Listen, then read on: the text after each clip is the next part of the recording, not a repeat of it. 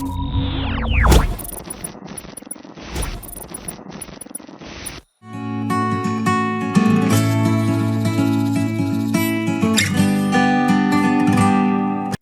Alberto, alô Alberto. Alô, olá Tiago. cá estamos, como tem sido o verdade. apanágio nosso nas últimas semanas, sem quaisquer problemas técnicos, mas provavelmente será hoje.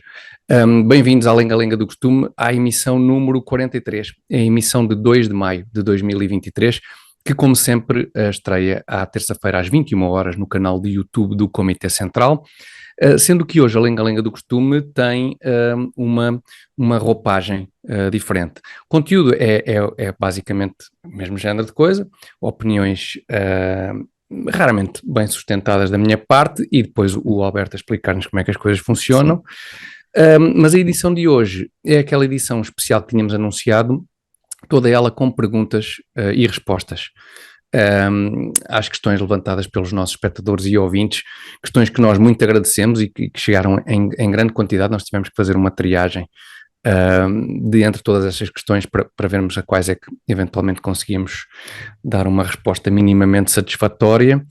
E dessa triagem resultaram umas quantas questões, Alberto, e nós vamos desde já arrancar com essas perguntas. Vamos começar com uma pergunta relativamente fácil, só para irmos aquecendo, que é a seguinte. É uma pergunta do Pedro Proença, provavelmente é um árbitro, não é? Não é um mero árbitro, é um ex-árbitro, atual presidente da Liga de Clubes Profissionais de Futebol. Portanto, muito obrigado por ter tirado um tempo, Pedro Proença, para enviar uma questão para a Lenga Lenga do Costume. E a questão é a seguinte, é simples. Como se torna rico um país? E dê-nos sugestões de medidas para Portugal se tornar um país próspero economicamente. Abraço. Pronto, esta para começar, é só para lançar. Isto não custa nada. Não custa nada. Esta é simples, é rápida de responder. E Alberto, queres dar já uma ou duas dicas? Eu fico com a batata. Sim, faz isso. Eu depois me colar a alguma coisa que tu... Começaria por acabar com a Liga, estou a brincar com a Liga de Futebol, poupava-se uns trocos. Havia uma coisa que se chamava, havia e deve continuar a haver, não sei se o termo ainda está em voga, que eram as teorias do desenvolvimento, que era uma série de teorias que se achava que os países podiam seguir e se seguissem esses pressupostos ou cumprissem determinados critérios, seriam ricos, seriam bem-sucedidos na prossecução dessa riqueza. Havia sempre um problema com essas teorias, é que presumiam que todos os países são iguais e que todos se desenvolveram da mesma maneira e que todos chegariam à riqueza da mesma maneira ou que tinham chegado à prosperidade da mesma maneira, e não. O que se sabe é que cada país que deveria servir de exemplo para outros, tem circunstâncias diferentes. Não vamos buscar aqui coisas muito chatas, mas sei lá, a Noruega encontrou petróleo, a Irlanda apostou numa carga fiscal muito baixa e numa relação muito privilegiada por causa da língua também com os Estados Unidos e nas empresas de alta tecnologia, e a Irlanda é um caso que vale a pena pensar, porque era um país mais pobre que nós, ou comparável, similar ao nosso, e até de dimensão, ainda mais, até menos população ainda, e de repente é o país mais rico da Europa, não é? Vamos tirar o Luxemburgo, que é um paísinho, é uma cidadezinha. Tiramos os semi-países, pois. Sim, mas a Irlanda tornou-se de um dos países mais pobres da Europa Ocidental, tornou-se mais rico.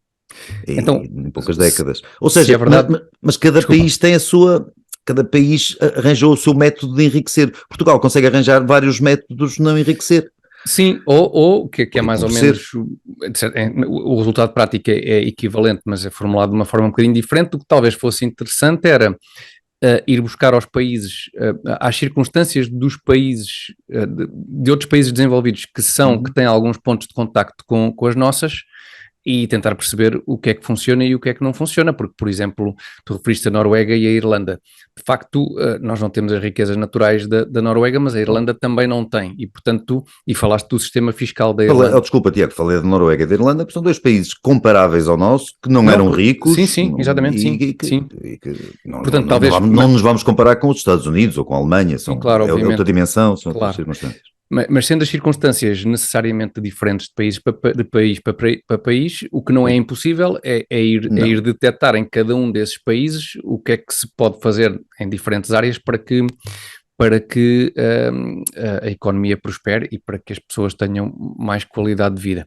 Uma coisa gira, um sintoma do que é que não se deve fazer é, por exemplo, o facto de em 10 anos emigrarem 700 mil pessoas de um país da dimensão de Portugal e dessas 700 mil, 200 mil serem jovens qualificados. Isto é um bom indício de que há várias coisas que se estão a fazer mal e talvez a principal delas seja não estarmos a permitir que o tecido económico, desculpem a expressão, que a economia, sim, enfim, não se permitir por força de uma série de políticas, nomeadamente fiscais, que a economia se desenvolva o suficiente para ser capaz de atrair investidores e de haver gente interessada em criar empresas que, por sua vez, criem postos de trabalho que possam ser ocupados por estes jovens. Foi o caso irlandês, o que estás a apontar é boa parte, não é a única, sim, mas é uma boa parte da solução irlandesa. Eu não sou especialista em história da Irlanda, mas é. Não, lá está, é uma boa solução para países que não podem competir em riquezas naturais, nem em escala por força de uma população, de um número de habitantes relativamente escasso. Tem outras ferramentas que não são muitas, mas uma delas é claramente essa, é claramente a política fiscal, e nós aqui, atrasado, ainda com o nosso amigo Carlos Guimarães Pinto, falámos disso mais do que uma vez. A política fiscal é, porventura, das poucas ferramentas que temos, sim, para poder criar soluções diferentes no país, mas não tem sido esse o caminho seguido. Aqui tenta-se o contrário. Uma das nossas, sim, poucas indústrias, vamos chamar-lhe assim, não concordo muito com o termo, mas pronto, a indústria do turismo, que ainda era, certo, a única que funcionava a uma escala significativa para o nosso PIB, está a tentar-se acabar com ela, através destes ataques ao alojamento local e estas coisas todas. Sim, o que há nesses países em comum, e ainda assim conseguimos identificar o que é que há em comum nesses países que prosperam, é uma de duas coisas, ou melhor, é pelo menos uma coisa, é terem uma economia realmente competitiva, uma economia capaz de gerar riqueza. Não tem que ser uns Estados Unidos da América, que depois não tem uma componente de Estado Social comparável, por exemplo, com a Noruega que referiste, mas a Noruega, para ter o Estado Social que tem-no porque tem uma economia capaz de gerar riqueza suficiente para que os impostos que sejam cobrados às pessoas e às empresas consigam financiar esse Estado Social. Portanto, a condição de partida necessária é que a economia funcione e que... Sim, desculpa, e para a economia funcionar, olhando para todos estes exemplos, e isso é comum a todos, para a economia funcionar, a condição necessária para isso é o Estado meter-se menos na economia. Muito menos. Isso não vamos encontrar nenhum exemplo em lado nenhum ao longo da história de sistemas em que o Estado se envolva mais e mais na economia e que as economias prosperem. Isso não vamos encontrar.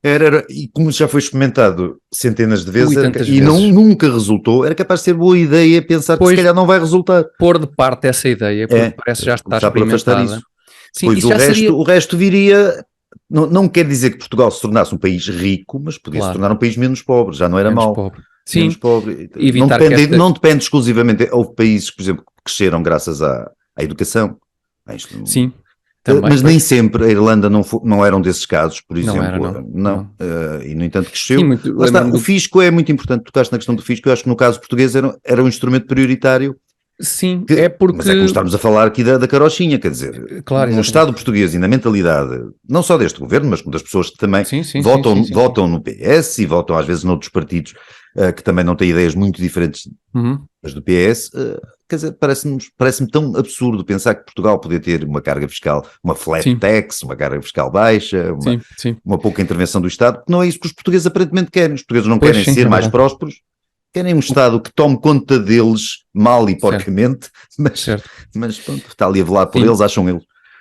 Sim, e vai tomar cada vez mais conta e cada vez mais mal e porcamente também por força da economia fazer sair estas centenas de milhares de pessoas, claro. Que obviamente vai agravar o sistema de segurança social, vai piorar o desenvolvimento económico e portanto vai acelerar este processo de decadência de forma significativa. Bom, Alberto, vamos passar à próxima. Vamos. Esta demorou muito. Estendemos um bocadinho, sim, vamos a isto.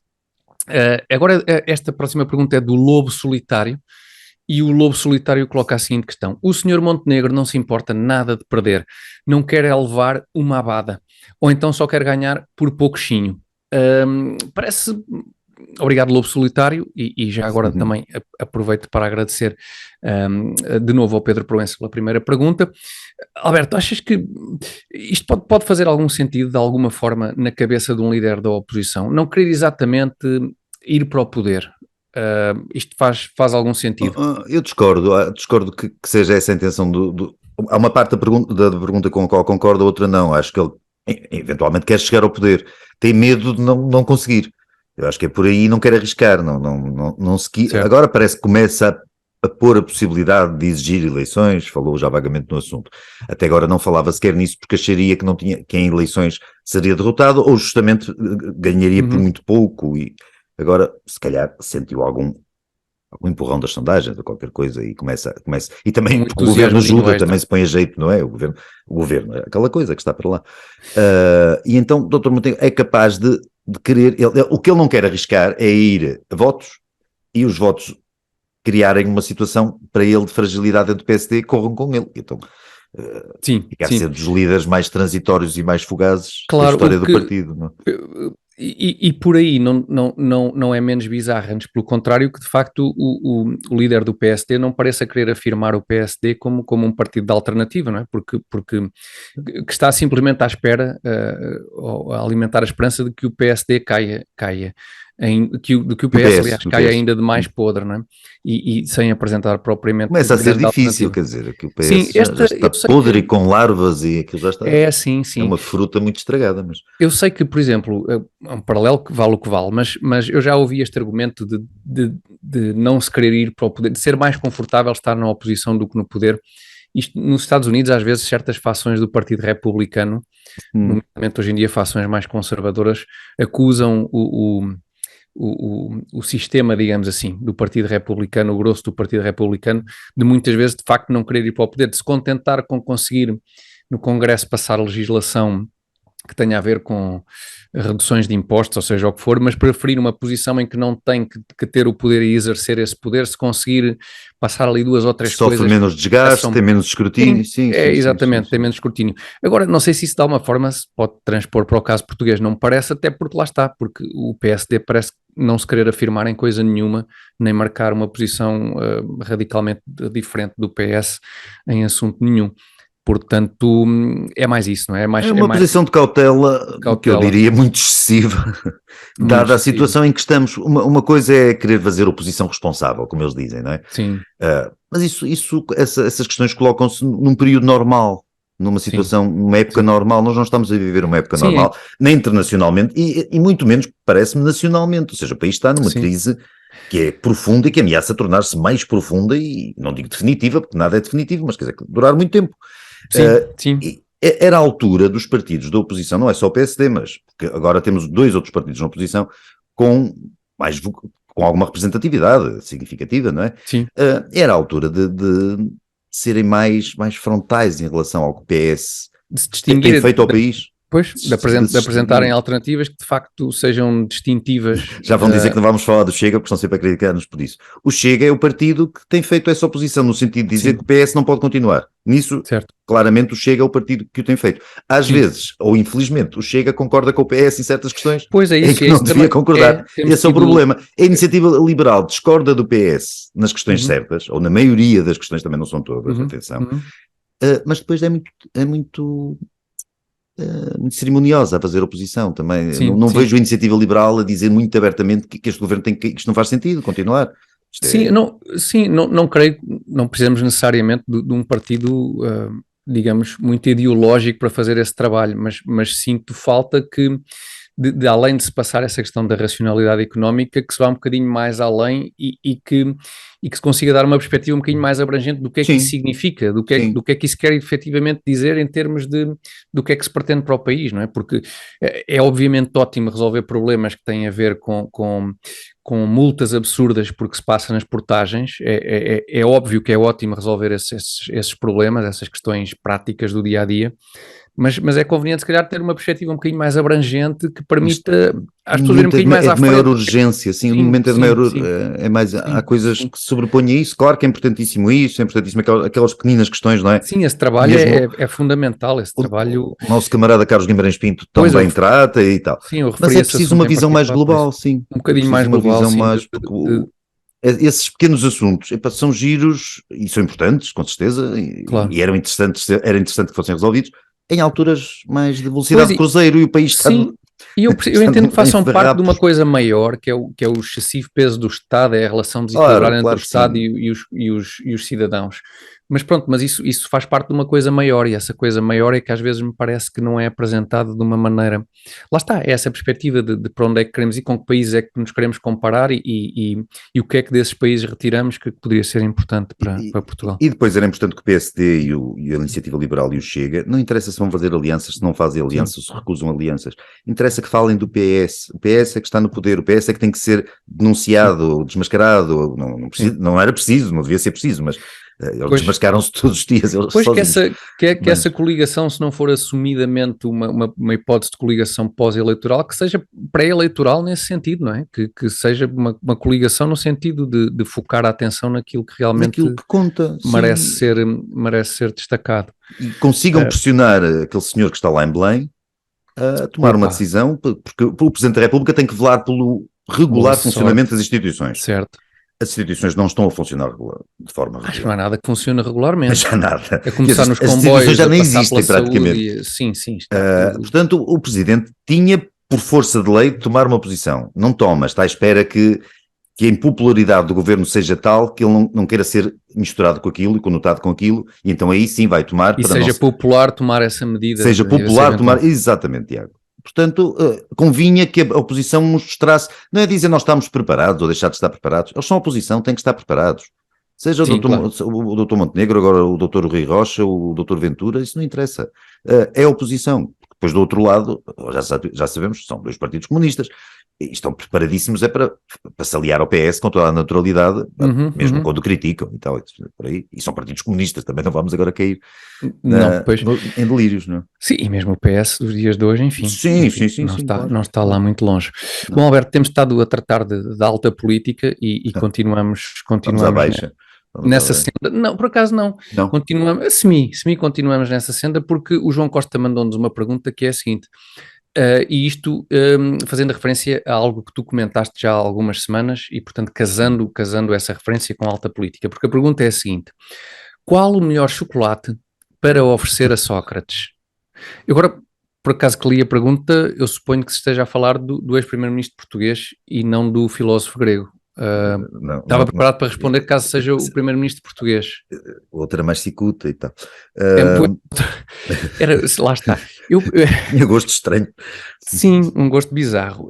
Há malta que gosta de misturar o chocolate com tudo, tipo after eight e assim, pá, não, isso não tem jeito. Tu gostas? Tu és um Não com especialista. tudo, mas Não com eu tudo. não vou revelar com que tipo de alimentos eu misturo o chocolate, porque senão pá, perdi a Bacalhau. minha credibilidade. Bacalhau.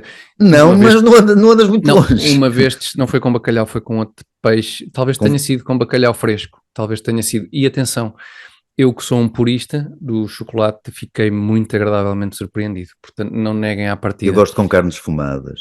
Gosto de chocolate Oh, com carnes diabo, esfumadas. isso soa bem. Pronto, já está, já Soa bem. concordo. Mas vamos concentrar-nos no que Vamos é importante concentrar-nos e nas no. perguntas dos nossos espectadores. Portanto, qual o melhor chocolate para oferecer a Sócrates? José Sócrates, Eu não oferecia acrescento nada, eu. ele compra, já tirou tanto. Não, isso sabes que isso não é um Não é resposta, princípio, isto não é não é, resposta. não, e não é um princípio que o ex-primeiro-ministro aprecie de comprar ele as coisas. Pois é, pois é, pois é, E pois é. precisamente por isso, eu sabes o que é que eu acho que eu oferecia? Moncherry, porque parece-me um chocolate ideal para ser degustado em Paris, numa casa que também, Pois é, aparentemente, um também, apartamento. também lhe foi emprestada. Eu dava mesmo os chocolates, eu dava para ele consumir, parece-me talvez o mais indicado, porque sou à francês e, Se ele portanto, agora pode anda pela ser ingerido. ericeira, não é? À ericeira. Não, E e no nas outro dia azenhas do saiu mar ou qualquer coisa, não sei. na Ericeira, parece que é mais Ericeira, Ericeira. E ele no outro dia saiu do país, aliás, isso foi notícia, Uhum, e parece uhum. que não avisou lá quem tinha de avisar e tal, para ir, parece-me que ao Brasil. Portanto, não queres revelar exatamente que chocolate é que oferecerias a. O óbvio seria pensar numa marca que o nome encerrasse uma espécie de graçola, mas não me está a ocorrer. Não é fácil, porque... Não, Cadbury's, Mars, Snickers, quer dizer, não são coisas que tenham muita piada, não. Eu não me lembro dos nomes daqueles chocolates da Regina da minha infância, por isso... E assim uns nomes como a Compão e...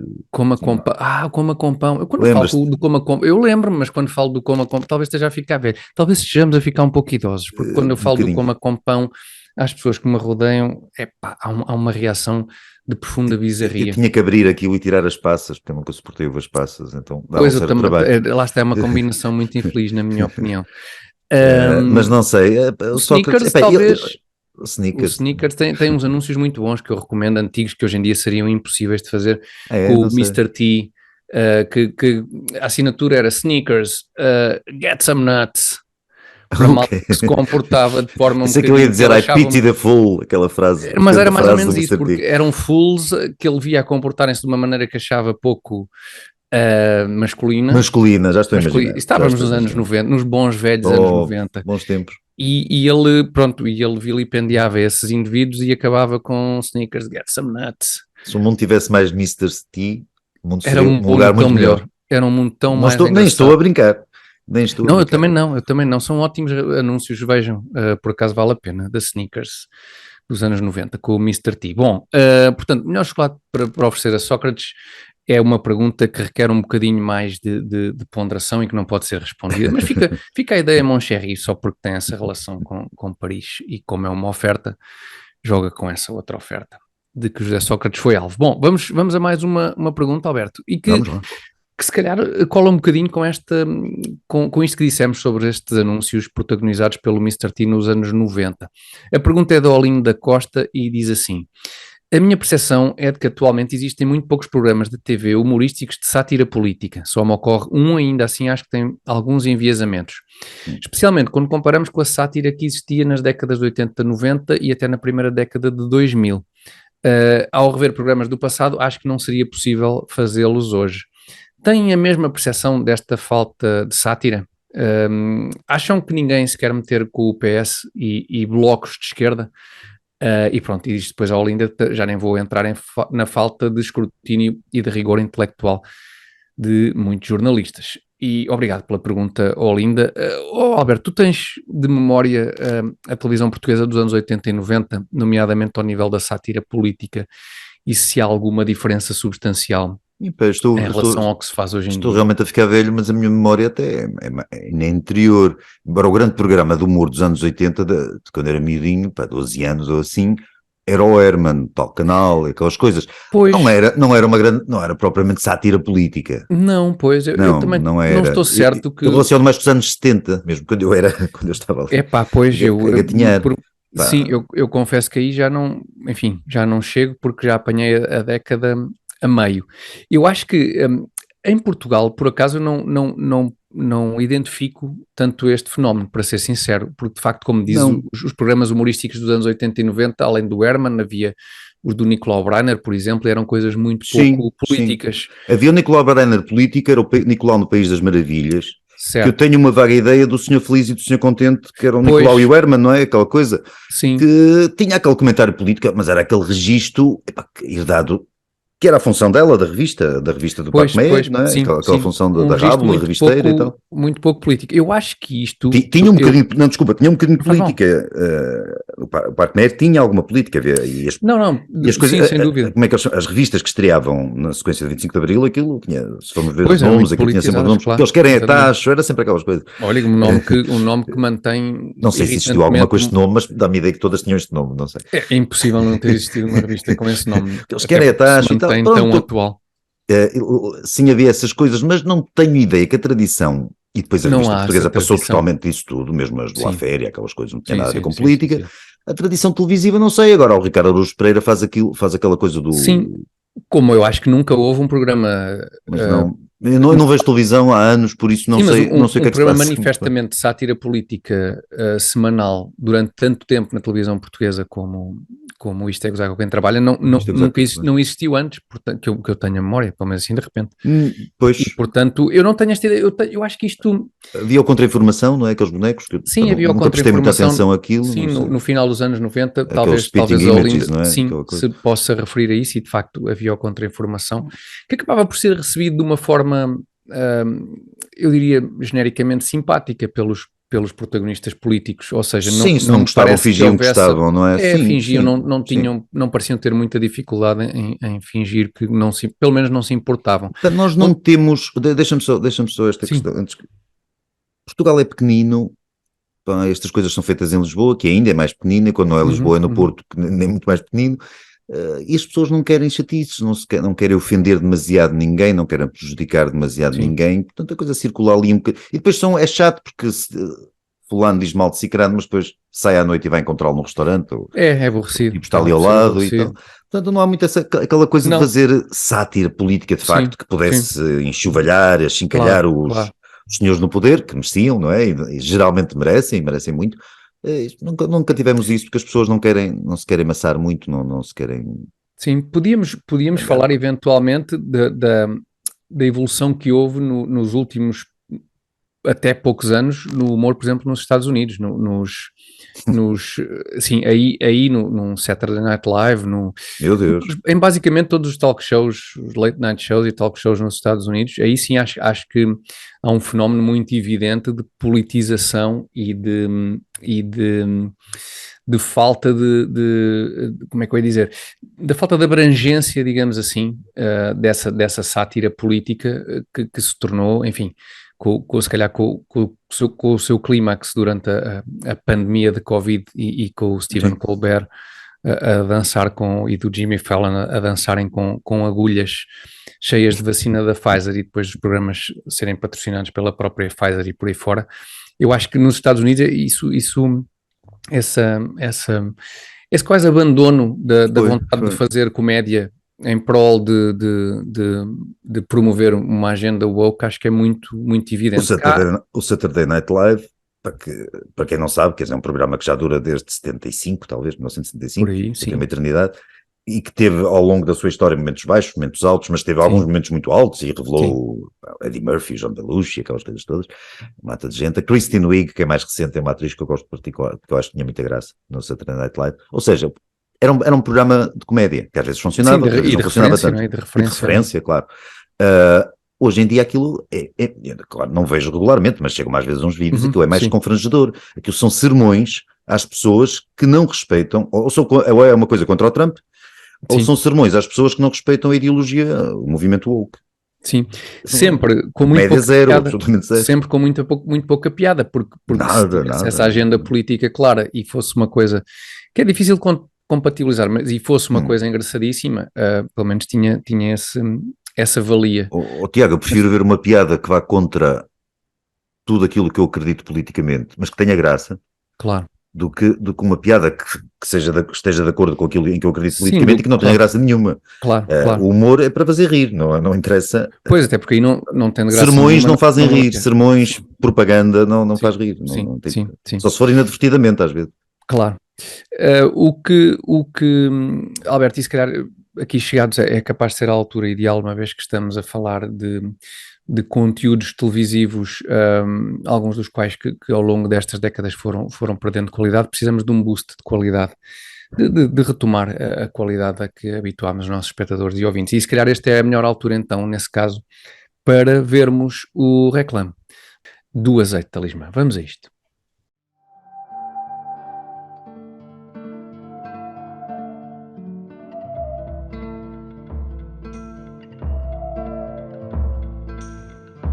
Campo sábio, ninho de raízes escolares, tu que vês fonte em cada socalco vivo, tu que há tanto hospedas a grande ousadia desta pequena árvore, deixando-a crescer escondida, sentindo-a maturar ao sol, lembra-te como no seu fruto abunda o néctar que alumiou dinastias e condados, serviu impérios e califados, nutriu nobres e pastores, saltibancos e trovadores.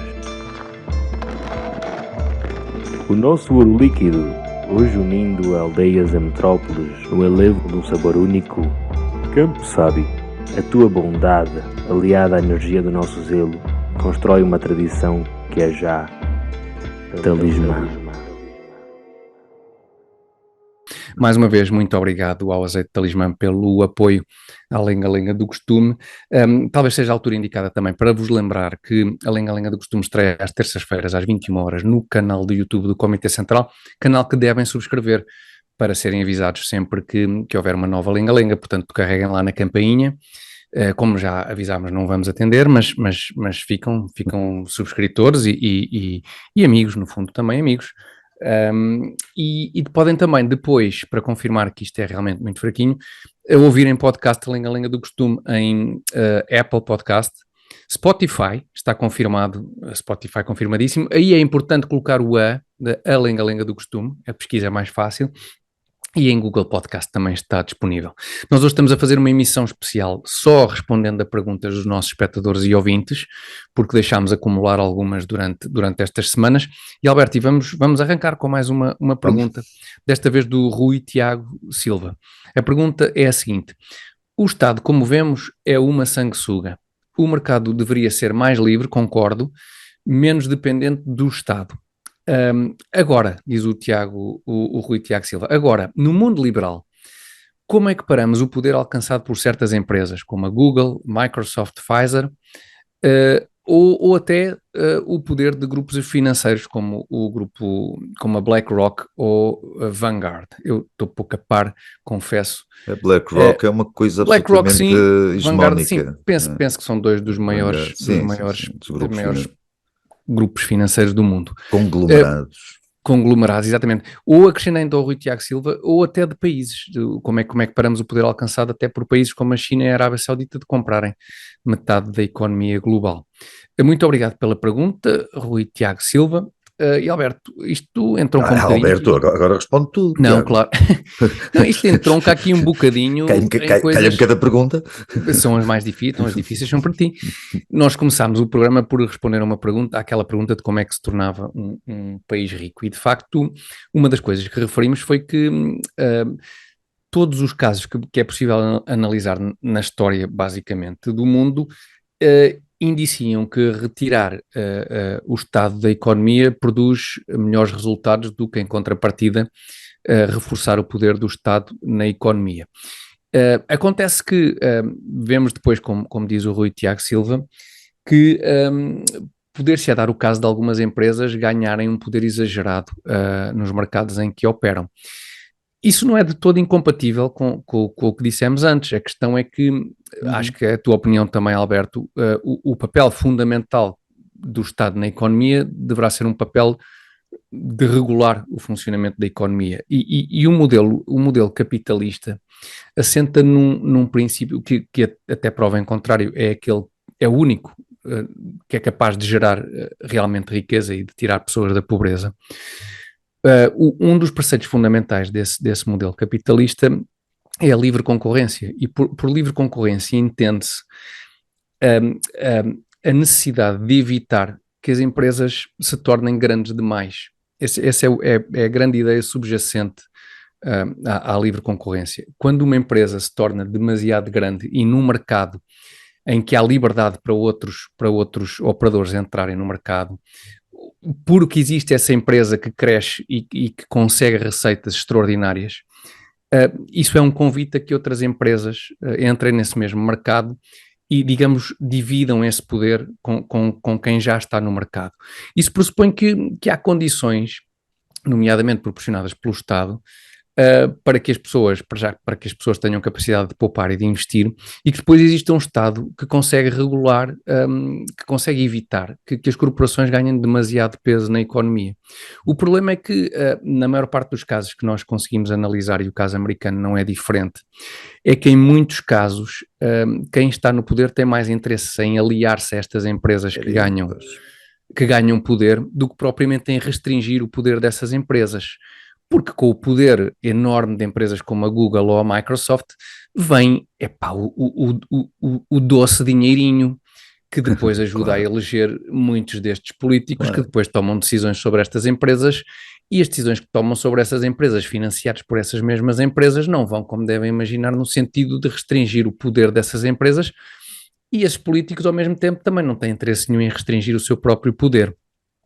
Este é o grande busilis da democracia e da república, como os fundadores dos Estados Unidos alertaram, é que convém que os líderes políticos sejam gente moralmente capaz, e essa é uma grande chatice, porque não parece ser assim tão fácil. Não vamos por aí.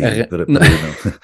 Portanto, excluída essa possibilidade, de quem tem poder não querer ter mais poder e querer até, se calhar, ao contrário, restringir a sua própria capacidade de tomar decisões sobre a vida das pessoas, e de querer também não ser financiado por empresas que ganham cada vez mais poder, mas antes restringir o poder exagerado de determinadas empresas. Como é que se resolve isto, Alberto?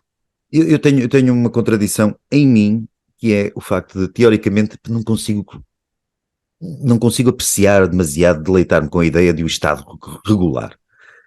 O Estado regulador, por princípio... para o anarquismo, eu sei que tu pendes um bocadinho. Arrasto ali o pé um bocadinho para a anarquia. Sim. Agora, a verdade é que há empresas hoje que estão a chegar a dimensões, que não digo que sejam absolutamente inéditas, mas não devem andar longe. Há empresas que, a Microsoft, a Google, a eventualmente Apple, só terão um paralelo naquele... A Amazon, da história dos Estados Unidos, dos grandes magnatas do JP Morgan, não é? Exatamente, sim.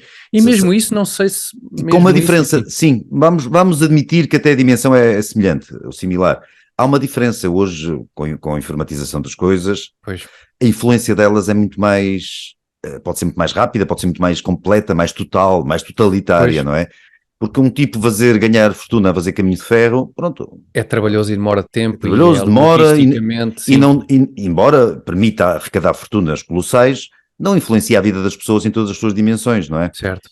Enquanto estas empresas têm meios de nos influenciar a vida e nos controlar a vida, que é realmente desagradável e que realmente, se calhar...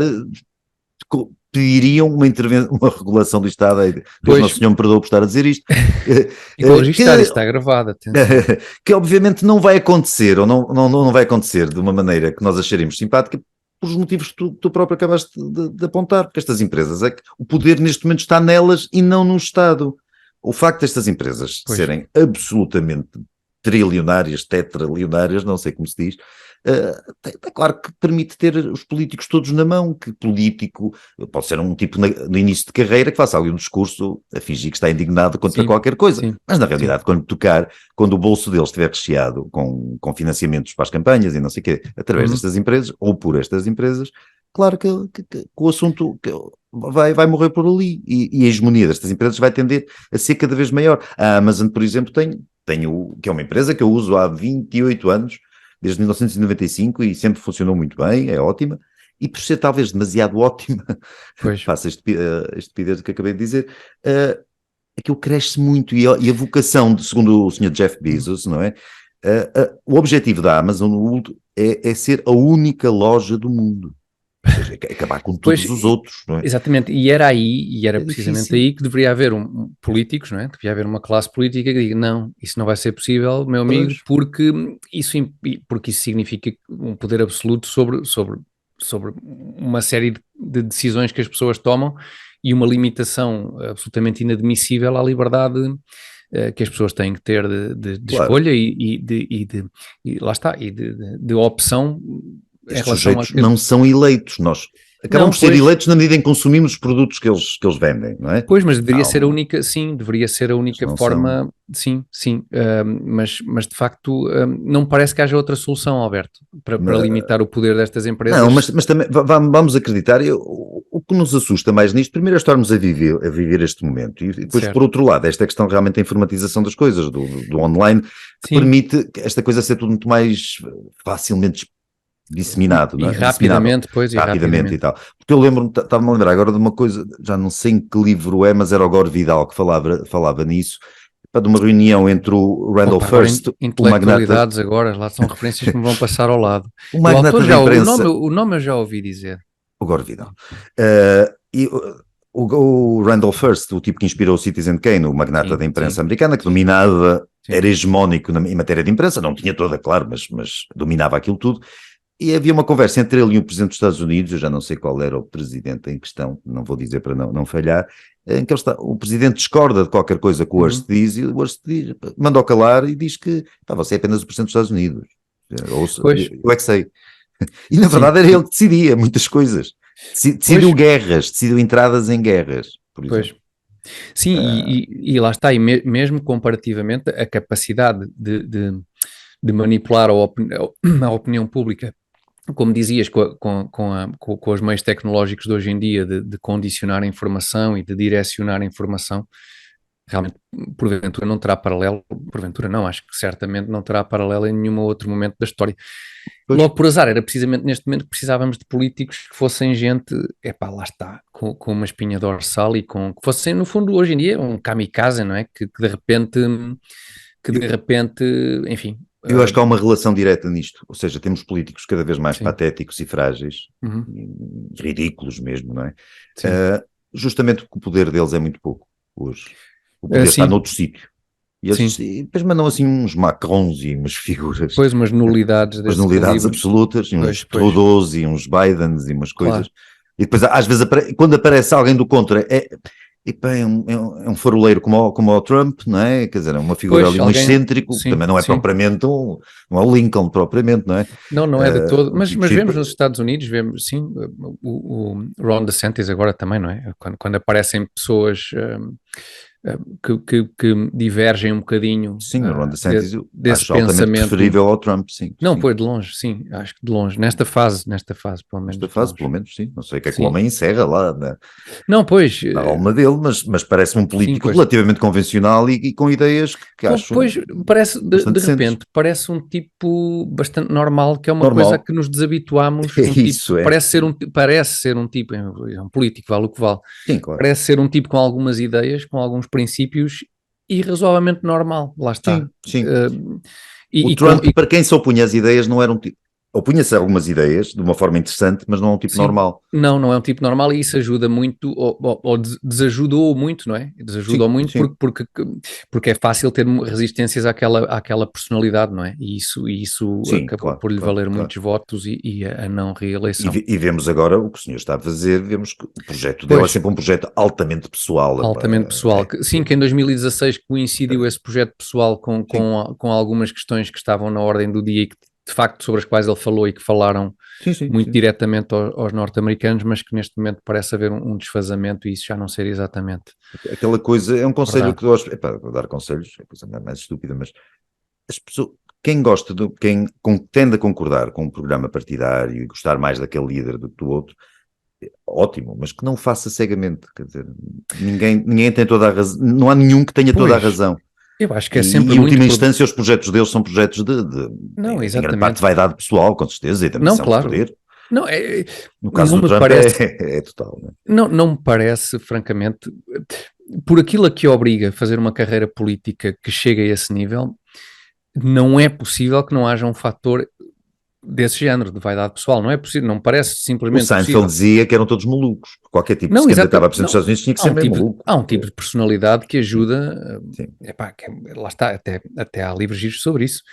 Alguns dirão que é uma personalidade psicopata que ajuda muito a atingir esse tipo, não só na política, mas esse tipo de cargos.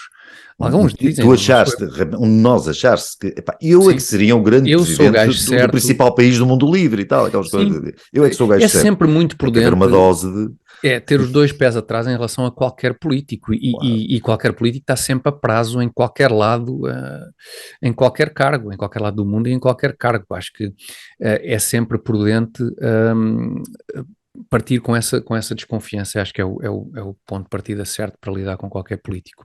A pergunta já estamos em ilhas da pergunta original. Já perdeu. É por isso vou lançar outra. Por falar em políticos até com grande destaque. Esta pergunta é um dilema que agora constato agora que não sei quem é que enviou. É anónima. Será que foste tu? Porque isto é engraçado. Para animar a coisa. Não, então vamos a isto. Portanto, é a pergunta de um anónimo e é a seguinte, é um dilema. Um dilema que é o seguinte, Alberto, preferíamos os dois. Hipótese número 1, ter de convidar Lula da Silva para o nosso próximo jantar de aniversário, sendo que ele faria um discurso meia hora antes do jantar começar, ou Segunda hipótese, assistir a um colóquio sobre arte com Pedro Cabrita Reis, em que o ouviriam discursar 1 hora sobre a famosa obra A Linha do Mar. Está aqui. E no fim, Está aqui é lá. aquela, não é? É aquela. É a tua, digamos assim. Acho que se chama assim, sim, deve ser. Pode ser a Linha do Mar, exatamente. Pode E ser no qualquer fim coisa. receberiam uma miniatura autografada. Portanto, Lula num jantar de aniversário, com discurso, 1 hora antes, o colóquio com Pedro Cabrita Reis. Essa eu Alberto, sei responder. Preferia o Boa. Lula porque, para além do discurso de 1 hora antes, que era um suplício, teríamos o discurso de 1 hora posterior ao jantar. Eu acho, e aposto que teria alguma graça. Lula a seguir a um jantar é capaz de ter graça. Sim. E até ele teria graça e mesmo os convivas também, depois do jantar, talvez já conseguissem achar alguma graça. Já estaríamos mais inclinados a achar alguma piada. Do lado do Cabrita Reis, não. Ai, velho-me Deus. Então, eu acho que é perfeito porque tu escolhias a hipótese 1 e eu escolhi a hipótese 2. Escolhias a 2. Sim, porque depois pegava na minha miniatura autografada e oferecia-te nos anos. Muito obrigado. No jantar de aniversário esperava que o Lula discursasse. Mesmo isto sendo hipotético, eu agradeço já desde já a intenção. Já Pronto, fica e assim respondemos à pergunta, cada um fica com uma hipótese, tu ouvias o Lula, divertias-te e no fim eu levava e dava-te, Alberto, está aqui o teu presente, toma. Estive num colóquio com o Bem Pedro giro. Cabrita Reis, recebi esta miniatura, achei que tu ias gostar. E pronto, e assim se resolveu. Olha, esta foi rápida, vês? Foi rápida. Bom, vamos a outra, desde já. Esta é de Rui Machado, diz o Rui Machado. Falam tanto de contraditório e não existe neste programa nenhum perigoso elemento da esquerda que os contradiga. Deviam abrir um concurso à lá público para essa inclusão. Realmente sim, há aqui um ponto importante feito pelo Rui Machado. Mas o concurso tem que a candidatura tem que obedecer uma série de critérios, não é só ideológico. Tem que ser alguém de esquerda, transexual. Tudo o que não há, sim, tem que cumprir vários requisitos que não estão cumpridos na lenga-lenga. Portanto, de uma minoria étnica, tal como o público pedia, não é? Minoria étnica. Vai ter que ser de outro género, no caso feminino, mas como já é transexual e não sei o que, a gente já se perde pelo caminho, mas tem que ser alguém que se identifique como senhora. É alguém que não, ou de outra forma, alguém que nunca se identifique como senhor. Pronto. Como senhor, pronto, é melhor isso, sim. Pode ir trocando durante o programa, pode ir trocando. Portanto, estão abertas desde já candidaturas. É que preencher estes requisitos todos. E ser de esquerda. Também normalmente quem preenche estes requisitos todos... Há uma sobreposição. À parte da questão da étnica, o resto, e de género, mas o resto... Normalmente tende a haver uma sobreposição. Sim. Se uma das condições fosse ser frequentador do Chapitou também, por exemplo, acho que... E nem vou falar disso. Uma vez brinquei com o Chapitou e a palhaça Teté... Quem é que falou no Chapitou? Eu não falei no Chapitou, ninguém falou no Chapitou. A palhaça Teté mandou-me um e-mail a convidar-me para visitar o Chapitou. E então, o que é que achaste quando... Acho que não respondi, mas pronto. Porquê é que não combinaste lá o teu jantar de anos com o Lula? Não, é verdade, o jantar com o Lula. Combinavam tudo no Chapitou. Não me parece que o Chapitou fosse assim, não me pareceu. Fosse assim, um serão bem passado, mas pronto, a senhora convidou e foi simpática e tudo mais, pronto. Ótimo. Portanto, em relação a não haver um perigoso elemento da esquerda, nós já em várias ocasiões, Alberto, a verdade é essa, pensámos e estamos a pensar ter pontualmente um convidado. Eu estou a jogar esta cartada, mas enfim, já falámos sobre isso várias vezes. Sim, claro. Ter um convidado aqui na lenga-lenga do costume, acho que não descuramos a hipótese. Agora sim estou a mandar mais para fora de pé, Alberto, não sei se tu descuras a hipótese de ter convidados de esquerda, estou-me a lembrar. Esquerda, PSD, Iniciativa Liberal. Estou-me a lembrar do Sérgio Sousa Pinto, ou mesmo até do Sérgio Sousa Pinto. Talvez, quem sabe, pensaria no Sérgio Sousa Pinto também. Um bocadinho mais, estamos um bocadinho mais... combativos, talvez o Sérgio Sousa Pinto. Sérgio Sousa Pinto. Não sei, se porventura um Sérgio Sousa Pinto estiver disponível, quem sabe. Ou então um Sérgio Sousa Pinto, em último caso. Não tinha pensado nisso. Pois. Porque imagino que as manas Mortágua, não sei, digo eu, se calhar até gostavam muito de vir aqui conversar um bocadinho connosco. Pronto, em todo o caso temos sempre, um Sérgio Sousa Pinto, se não nos lembrarmos de ninguém. Muito obrigado. Portanto, alguém supostamente de esquerda, mas concordo connosco. Não, pois convém que não venha para estragar-nos o programa. Ou seja, concordo connosco, o mesmo é dizer que seja uma pessoa esclarecida, ponderada, lúcida. e Pronto, brilhante. não são como muitos nós. critérios que, pronto, não estamos a ser demasiado exigentes. Acho que não restringimos demasiado estas possibilidades. E pode ser de qualquer etnia e orientação sexual. Agora, estava a Sim, brincar, essa acho parte não que interessa. Essa parte da não é confluência relevante. de todos esses critérios, acho que temos Sérgio Sousa Pinto. É Sérgio Sousa Pinto. Ficamos com o Sérgio Sousa Pinto e com muito gosto, quem sabe, um dia destes. Alberto, vamos fechar isto, não sem antes uma pergunta que é também uma observação e que é do Carlos dos Santos. A parte da pergunta é: quem são estes dois calões? E depois a parte da observação é: vão, mas é trabalhar, produzir algo, malandros já demais em Portugal, viva o Chega. Não queremos com isto, eu por acaso tinha pensado não acrescentar esta última parte, mas está cá, a parte do viva o Chega, também não ficarem a pensar que nós, porque a malta do Chega é muito, e acho isso muito bem, é muito participativa em fóruns e sempre que nós mencionamos por algum motivo o Chega, temos sempre muitas reações. Isto é também para não dizerem que nós não damos voz a quem manda comentários sobre o Chega. Nós falamos do Chega porque o Chega, pronto, levanta-nos algumas questões. Caramba, é o terceiro partido português. Não, e não estou sequer a ser irónico, levanta-nos efetivamente questões porque nós habituámos, e acho que já falámos aqui sobre isso, habituámos a ler coisas nomeadamente do Gabriel Mitar Ribeiro. Alberto, acho que me acompanhas neste ponto, coisas que considero bastante interessantes, que me levaram a ler o programa do Chega e como também já disse aqui, a não perceber um bocadinho onde é que o programa do Chega encaixa com muitas coisas que diz o líder do Chega. E basicamente é nesse Talvez sentido. Talvez ao contrário de ti, o líder do Chega não tenha lido o programa do Chega. Pode ser isso, mas a maior parte das vezes que acho que temos mencionado o Chega é um bocadinho para dar conta do que nos parece ser esta desconexão, o que não quer dizer que não seja normalíssima num partido recente como o Chega. Mas que diabo, já tem muitos deputados na Assembleia, talvez fosse interessante começarmos a perceber, porque por exemplo, uma das críticas que recebemos é em relação ao comentário que fizeste da TAP, mas que é uma questão absolutamente pertinente, porque um partido que não parece ser na sua gênese, na sua essência, um partido socialista, que diabo, é pertinente... O programa é relativamente liberal na economia. Pois, exatamente, portanto, é pertinente perguntar, ok, mas de repente o líder do Chega acha que esta intervenção na TAP é a intervenção com mais ou menos, com um pormenor ou outro diferente, mas que é a intervenção que devia ser feita. Acho que é bastante pertinente perguntar, ok, então mas como é que isto encaixa naquilo que parece ser o programa do Chega, e as nossas questões em torno do Chega têm ido um bocadinho ao encontro disso. Deixa-me só acrescentar uma coisa sobre o Chega. O nosso mainstream político tem feito uma exclusão do Chega como se não fosse um partido como os outros. Ou seja, o que eu acho que beneficia o Chega, lhe dá uma aura pelo menos enquanto o Chega marginalidade face ao sistema que lhe é importante em termos eleitorais.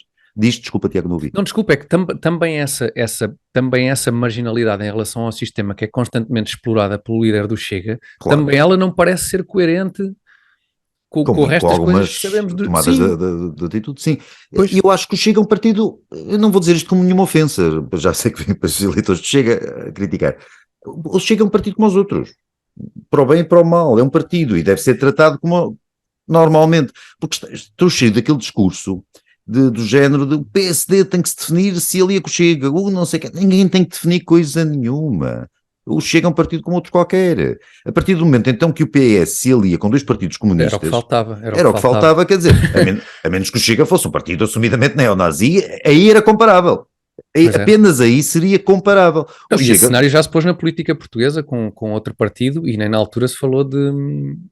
Nem na altura de quem estás a falar? Na altura do PNR, PNR, e por aí fora. Sim, mas pronto. Mas nem na altura se falou da mesma forma de partidos comunistas, não é? De excluir da mesma forma. Não, claro que não, e no entanto, aí estaremos a falar de coisas comparáveis. O caso Chega, posso achar que o Chega, em certas atitudes, ou em certas atitudes, é xenófobo, às vezes, parece-me, acho que é. Posso achar que outro partido qualquer tem posições com as quais eu também discordo, com certeza muitas, e o Chega tem também muitas com que eu discordo, a maioria provavelmente, mas isso acontece-me com os outros partidos, incluindo a Iniciativa Liberal. Houve alguém que disse aí outro dia que nós éramos aqui da Iniciativa Liberal. Deus me livre, eu votei na Iniciativa Liberal.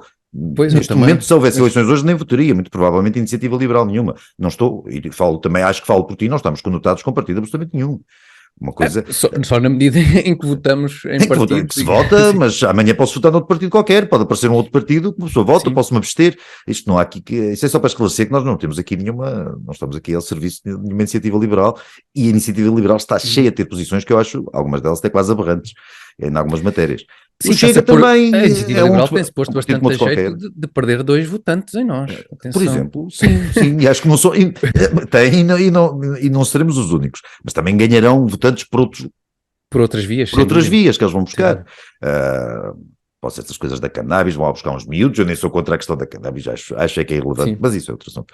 Agora, o Chega tem que ser discutido como um partido normal. Sim, isto não é um insulto. Não é um insulto, é um elogio, é o quê? E até com a agravante do nosso ponto de vista, que somos, digamos, parte mais interessada nisso, de querermos uma alternativa a um governo socialista e deste choque entre o Chega e os outros partidos da direita, pura e simplesmente condicionar de forma, porventura, decisiva a possibilidade deste país ter uma alternativa qualquer a este modelo socialista de governo, e não se conseguir arranjar outra solução para isto, não é? Então o Dr. Costa quando criou a Geringonça, veio anunciar todo orgulhoso que tinha derrubado o muro, ou seja, trazido os partidos comunistas para a normalidade democrática. Bem, o PSD e o Chega, que se for necessário que traga o Chega para uma normalidade democrática, que eu acho que apesar de um desvio aqui ou ali, o Chega até da qual nunca saiu. O Chega não tem um passado que o comprometa, como tem o Partido Comunista, por exemplo. Sim. Não. Embora diga muitas vezes, saem dali muitas vezes opiniões que eu acho que não fazem sentido nenhum, mas isso é outra questão.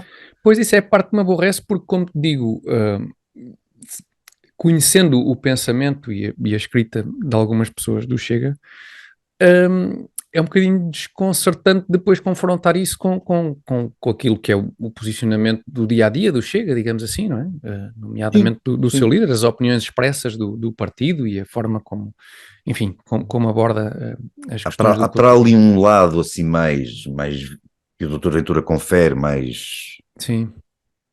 Eu ia dizer férico, com 2 Es, mas isso é um termo assim, uma coisa ali mais para chocar mais espalhafatoso. Mais pronto. espetacular. Mais espetacular, assim. Exatamente. Sim. Obrigado, Tiago.